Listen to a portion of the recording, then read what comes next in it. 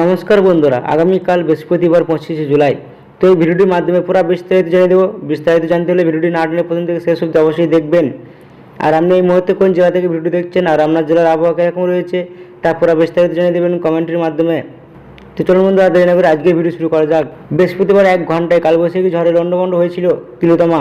গাছ ভেঙে দেওয়াল চাপা পড়ে এবং বজ্রপাত, ক্ষয়ক্ষতি ও প্রাণহানির খবর মিলেছে দক্ষিণবঙ্গের একাধিক জেলায়। এই দুর্যোগের পর আজ কেমন থাকবে রাজ্যের আবহাওয়া? আলিপুর আবহাওয়া দপ্তর সূত্রে মিলল, শুক্রবার কলকাতার মতো চরম দুর্যোগের আশঙ্কা না থাকলেও শহর জুড়ে আকাশ মূলত মেঘলা থাকবে।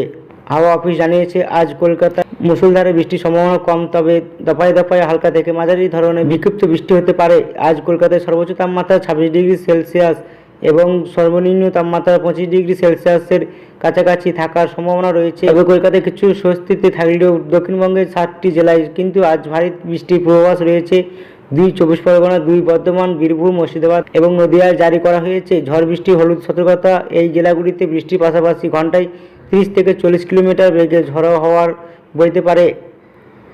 আবহাওয়া দপ্তর পূর্বাভাস অনুযায়ী আগামী শুক্রবার পর্যন্ত কলকাতা সহ দক্ষিণবঙ্গ সব জেলাতে এই রকম দফায় দফায় ঝড় বৃষ্টির মরশুম জারি থাকবে। অন্যদিকে উত্তরবঙ্গের জেলাগুলিতে দুর্যোগ কমার এখনও কোনো লক্ষণ দেখা যাচ্ছে না। দার্জিলিং, জলপাইগুড়ি, কালিম্পং, আলিপুরদুয়ার এবং কোচবিহারে আগামী শনিবার পর্যন্ত ভারী থেকে অতি ভারী বৃষ্টি 7 থেকে 11 সেন্টিমিটার পূর্বাভাস দেওয়া হয়েছে। এমনকি বৃহস্পতিবার থেকে উত্তরের জেলাগুলিতে বৃষ্টির দাপট আরও বাড়তে পারে জানাচ্ছে হাওয়া অফিস।